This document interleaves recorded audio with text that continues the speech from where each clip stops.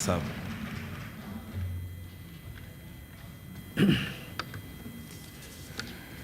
بسم اللہ الرحمن الرحیم۔ جناب چیئرمین صاحب، آج ہم بجٹ پہ بات کرنے کے لیے اکٹھے ہوئے ہیں۔ جی please order in the house please. جی سینیٹر احمد خان صاحب۔ جی، یہ بجٹ جو ہمارے سامنے لایا گیا ہے، اس کو دیکھنے سے جو پہلا تاثر ابھرتا ہے وہ یہ ہے کہ ہمارا ملک، ہمارا پیارا ملک پاکستان اس وقت قرضوں کی دلدل میں دھنستا جا رہا ہے۔ پچھلے 4 سال کے اندر قرضے پچھلے 70 سال سے دگنے ہو گئے ہیں۔ اس طرح سے یہ ملک مزید قرضوں میں جاتا چلا جا رہا ہے اور اس کا مستقبل جو ہے اس حوالے سے بہت زیادہ اچھا نظر نہیں آ رہا۔ اگلی جو بات میں کہنا چاہتا ہوں کہ اس ملک میں معاشی استحکام نہیں آتا جس میں سیاسی استحکام نہیں ہوتا، اور پاکستان میں اس وقت سیاسی استحکام نام کی کوئی چیز ہی نہیں ہے۔ ہر طرف سے سیاسی جو صورتحال ہے غیر مستحکم ہو چکی ہے۔ ہر صوبے میں مسائل کھڑے ہوئے ہیں، لا اینڈ آرڈر ہر جگہ ہاتھ سے نکل چکا ہے، اور حتیٰ کہ ظلم اور جبر بڑھتا جا رہا ہے۔ ان حالات میں جہاں سیاسی غیر استحکام ہو وہاں پر کبھی بھی معاشی استحکام نہیں آتا۔ آپ کے سامنے ہے جو لاسٹ الیکشن ہوا فروری 2024، اس میں نہ صرف ریگنگ ہوئی بلکہ تاریخ میں اس قدر بڑا الیکٹرل فراڈ کبھی نہیں ہوا۔ جیتے ہوئوں کو ہرایا گیا، ہارے ہوئے کو جتایا گیا، اور ایک جعلی سی حکومت جو ہے وہ ملک پر نافذ کر دی گئی۔ اور پھر اس کے بعد کیا سیاسی استحکام آ سکتا ہے؟ ہرگز نہیں۔ جب ایسی حکومت ہو جس لوگ سمجھتے ہوں کہ وہ حکومت جائز حکومت نہیں ہے، اس میں سیاسی استحکام نہیں آیا کرتا۔ لہٰذا سب سے اور پھر نہ صرف سیاسی استحکام نہیں آیا بلکہ لوگوں پر ظلم، جبر اور زیادتی بڑھتی چلی گئی ہے، جو آج آپ سامنے دیکھ رہے ہوں۔ اس کی بنیادی وجہ یہ ہے کہ جو الیکشن فروری 8 2024 میں آیا تھا، اس کے جو نتائج بدلنے کے بعد ملک میں سیاسی استحکام نام کی چیز کوئی نہیں رہی۔ اس سے پہلے جناب سینیٹر عبدالقادر صاحب نے بڑے اچھی طرح فیکٹس اینڈ فگرز آپ کے سامنے پیش کیے تھے۔ اس میں جو سب سے اہم بات ہے جو ہمارے حوالے سے بہت اہم ہے، ہم ایک ملک ہوتے تھے، پاکستان اور بنگلہ دیش، مشرقی اور مغربی پاکستان۔ مشرقی پاکستان مغربی پاکستان کے مقابلے میں ٹیریٹوریلی 1/6 تھا، اس کے 54,000 اسکوائر مائل، اور یہاں 3,10,000 اسکوائر مائل، 6 گنا بڑا ملک ٹیریٹوریلی۔ آبادی کے حساب سے ہم 45% اور وہ 55%، اور اس لیے سمجھا جاتا تھا کہ شاید اس ملک میں غربت ان کی وجہ سے ہے کیونکہ وہ اوور پاپولیٹڈ ہے۔ لیکن حقیقت کیا ثابت ہوئی؟ جس کو آپ نے زبردستی اپنے ملک سے الگ کیا تھا، جس کو پاکستان سے الگ کیا گیا تھا 1971 میں، بنگلہ دیش بنایا گیا تھا مغربی پاکستان سے، وہ آج ہم سے معیشت میں آگے چلے گئے ہیں۔ حقیقت فیکٹس اینڈ فگرز میں کہوں گا کہ عبدالقادر صاحب نے بالکل درست کہے۔ ان کی ایکسپورٹ ہم سے زیادہ ہے، ان کی ملک میں ایجوکیشن ہم سے بہت بہتر ہے، ان کے ہاں اسٹیبلٹی ہم سے زیادہ ہے۔ وہاں پر ٹھیک ہے کہ ایک ظالم قسم کی ایک حکمران آئی تھی، لیکن وہاں کے عوام نے ان کو باہر فارغ کر دیا۔ اور دوسری جو بڑی بات کا فرق پاکستان اور بنگلہ دیش میں آیا ہے وہ ہے فوجی حکمرانی۔ 1991 میں انہوں نے آخری فوجی حکمران جس کا نام تھا حسین محمد ارشاد کو فارغ کیا۔ اس کے بعد سے وہ ملک ترقی کرتا چلا گیا، مسلسل ترقی کرتا چلا گیا، کیونکہ پولیٹیکل اسٹیبلٹی آ گئی، اور پولیٹیکل اسٹیبلٹی آنے کے نتیجے میں اکنامک اسٹیبلٹی آ گئی۔ آج ان کے جی ڈی پی بھی ہم سے زیادہ ہے، آج ان کی پر کیپٹا انکم بھی ہم سے زیادہ ہے، آج ان کا ایکسپورٹ ارننگ بھی ہم سے زیادہ ہے، اور بجائے اس کے کہ جو ہمارے فوجی حکمران کہتے تھے کہ دے آر برڈن آن اس، ثابت پچھلے 55 سال نے کیا ہے we were burden on us on them, not they were not burden on us. تو یہ ہماری ایک بڑی ہی خوفناک قسم کی تاریخی ایک حقیقت ہے۔ اس کے ساتھ ساتھ میں آپ کو اگزامپل دوں گا انڈونیشیا کی۔ انڈونیشیا سن 65 سے لے کے سن 97-98 تک ایک فوجی حکمرانی وہاں قائم رہی۔ سہارتو نامی ایک جنرل تھا جس نے اس پر 30-35 سال اس پر حکمرانی کی۔ آخر کار اس کی عوام نے اس کو فارغ کیا، اٹھ کھڑی ہوئی، اور کیا ہوا اس کے نتیجے میں؟ اس کے جانے کے بعد وہ ملک اسٹیبل ہو گیا، سیاسی اسٹیبلٹی آ گئی وہاں پر، اور اس کے ساتھ معاشی اسٹیبلٹی آ گئی۔ آج انڈونیشیا ایک اکنامکلی پاورفل کنٹری بن گیا ہے، کیونکہ وہاں پر کوئی بھی فوجی حکمرانی نہیں ہے، وہاں پر لوگوں کے ورڈکٹ کو رسپیکٹ کیا جاتا ہے، جو الیکشن جیتتا ہے اسی کو اقتدار دیا جاتا ہے، اس سے اقتدار چھینا نہیں جاتا، اور جو لوگ اقتدار کے لیے جن کو مینڈیٹ نہیں ملا ہوتا وہ وہاں پر حکمرانی کرنے نہیں بیٹھ جاتے۔ یہ پاکستان کی بدنصیبی ہے کہ یہاں پر یہ ہوا۔ اس وقت ملک کہاں پر ہے؟ ٹھیک ہے، چند ایک خدا کا شکر ہے کہ اگر چند ایک اچیومنٹس بھی ہماری ہے، پچھلے سال جو ہم نے ہندوستان کے خلاف اپنے آپ کو ڈیفینڈ کیا، اپنے دشمن کے خلاف ڈیفینڈ کیا، یہ ایک بہت اچھی بات ہے، لیکن یہ وکٹری جو ہے کسی مخصوص شخص کی یا مخصوص حکومت کی نہیں، یہ سارے ملک کی وکٹری ہے۔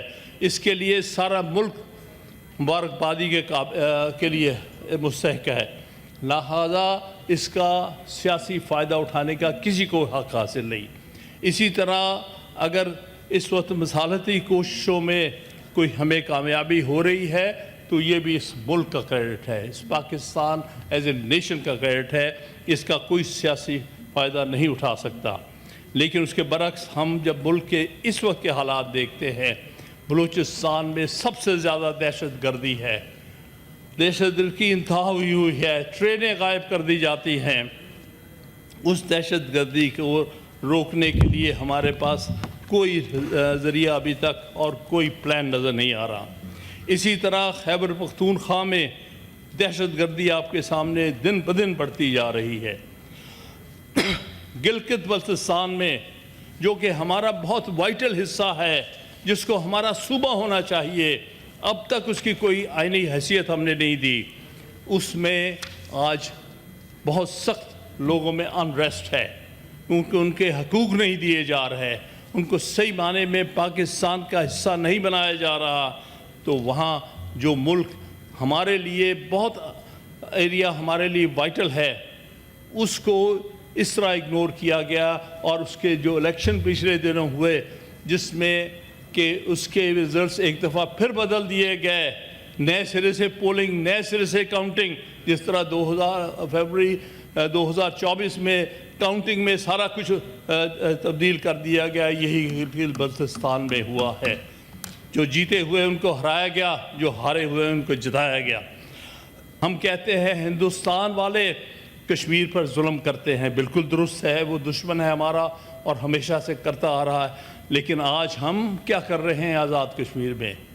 یہ بہت اہم بات ہے، سوچنے کی بات ہے۔ اگر آزاد کشمیر میں اسٹیبلٹی نہیں ہوگی تو پاکستان میں اسٹیبلٹی نہیں ہوگی، اس طرف کوئی دھیان نہیں دیا جا رہا۔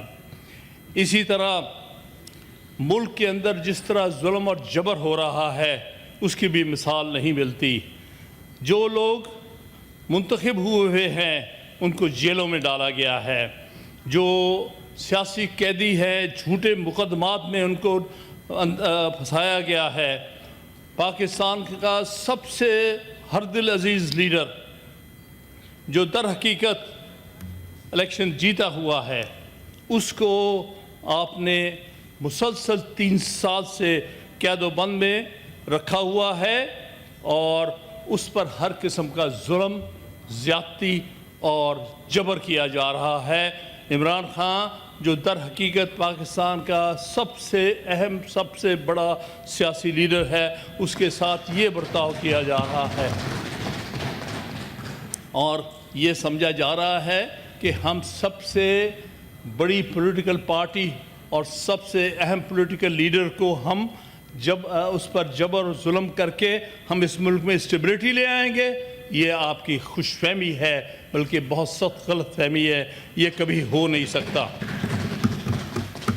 اسی طرح اگلا فیکٹر جو میں آپ کی توجہ دلاؤں گا، وہ جس طرح سے اس پرٹیکولر سیٹ اپ میں 26ویں اور 27ویں ترمیم پاس کی گئی ہے، وہ آئین پر سب سے بڑا حملہ ہے۔ اس سے آئین کی شکل بگڑ گئی ہے، ملک میں کوئی اس وقت آئین نہیں ہے۔ دیکھا جائے، ابھی ذکر کیا ہے کہ ہمارے بھائی نے کہ 18ویں ترمیم جو ہے وہ یونٹی کے ساتھ پاس کی گئی۔ ہاں، وہ طریقہ ہوتا ہے امینڈمنٹ پاس کرنے کا، دونوں امینڈمنٹس جس انداز سے پاس کی گئی ہیں، جس انداز سے لائی گئی ہیں، دنیا کی تاریخ میں اس طرح سے کبھی امینڈمنٹس نہیں ہوا کرتی۔ اور اب 28ویں ترمیم میں کوئی اور کسر نکالے جا رہی ہے، صوبوں کی خود مختاری چھیننے کی بات ہو رہی ہے، صوبوں کو ڈیوائیڈ کرنے کی بات ہو رہی ہے۔ یہ باتیں جو ہے بڑی افسوسناک ہوں گی۔ آپ بنیادی سٹرکچر ملک کا نہیں تبدیل کر سکتے، آپ نے عدالتی سٹرکچر تو تباہ کر دیا ہے۔ اب جو صوبے ہیں ان کو بھی تباہ کرنے پہ اترے ہوئے ہیں، ان کے بھی اخراجات، ان کے بھی جو مالی حصہ ہے اس کو نہیں دیا جائے گا۔ خان صاحب 15 منٹ ہو گئے جی، ابھی ایک منٹ میں مکمل کر لیتا ہوں۔ چلیں پلیز۔ تو یہ ایک ہمارے لیے بہت لمحہ فکریہ ہے۔ اور اس کے بعد کرپشن کی بات، ہماری حکومتیں، ہماری ریکارڈ میں کرپشن بہت رہی ہے، لیکن بدقسمتی یہ ہے کہ ایون جہاں ملکوں میں کرپشن ہوتی ہے، وہ پیسہ، کرپشن کا پیسہ ملک کے اندر لگاتے ہیں، انویسٹمنٹ کرتے ہیں۔ وہ ساؤتھ کوریا کے اگزامپل ہے، وہاں فوجی حکمرانی رہی لیکن انہوں نے پیسہ ملک سے باہر نہیں نکالا۔ ہمارے ہاں بدقسمتی سے وہ پیسہ باہر نکالا جاتا ہے، اور جگہ انویسٹ ہوتا ہے، اور ملک جو ہے غربت میں دھنسا رہتا ہے۔ لوگوں کو نہ نئی کوئی انویسٹمنٹ ہوتی ہے، نہ لوگوں کو جابز ملتی ہیں۔ اس لیے یہ بھی ایک ہمارے لیے ایک بہت لمحہ فکریہ ہے۔ اور میں عرض کروں کہ ملک میں غربت کے ساتھ، بہت غریب کے ساتھ زیادتی ہو رہی ہے، غریب سے غریب تر ہو رہا ہے، امیر سے امیر تر ہو رہا ہے۔ اس قسم کا معاشرہ کبھی سٹیبل نہیں ہو سکتا۔ جہاں غربت بڑھتی جائے، امارت بڑھتی جائے۔ اور اس میں ایک خاص بات جس کا میں ذکر کرنا چاہوں گا، مکمل کرتے ہوئے اپنی بات، یہاں پر ہم اپنے بڑی بڑی تنخواہیں جو ہماری پریویلیج لوگ ہیں، چاہے وہ منسٹرز ہیں، چاہے وہ ججز ہیں، ان کو مفت کی بجلی، مفت کی پیٹرول، مفت کی گیس دی جاتی ہے۔ غریب آدمی کو اپنے موٹر سائیکل میں 200-400 روپے لیٹر میں پیٹرول ڈلوانا پڑتا ہے۔ یہ ظلم ہے۔ آج آئیے میں اس حکومت کو کہتا ہوں، یہ پریویلیجز ختم کرو، مفت کے پیٹرول ختم کرو۔ کسی کو رائٹ نہیں ہے مفت کا پیٹرول، مفت کی بجلی، مفت کی گیس حاصل کرنے کا، اور مراد ختم کر کے اس ملک جو اس فائنینشیل دلدل میں پھنسا ہوا اس کو نکالو۔ یہ سارے ہی اس وقت پاکستان کے لیے بہت لمحہ فکریہ ہے۔ ہم سب کو سوچنا چاہیے اس ملک کو کس طرح اس فائنینشیل دلدل سے نکالیں، کس طرح اس ملک کو فائنینشلی ہم جو ہے وہ جو بہتر رستے پہ لے کے جائیں تاکہ یہ ملک سروائیو کر سکے۔ یہاں پر سیاست، لیکن سب سے بڑی اس میں کوشش سیاسی استحکام کی ہونی چاہیے۔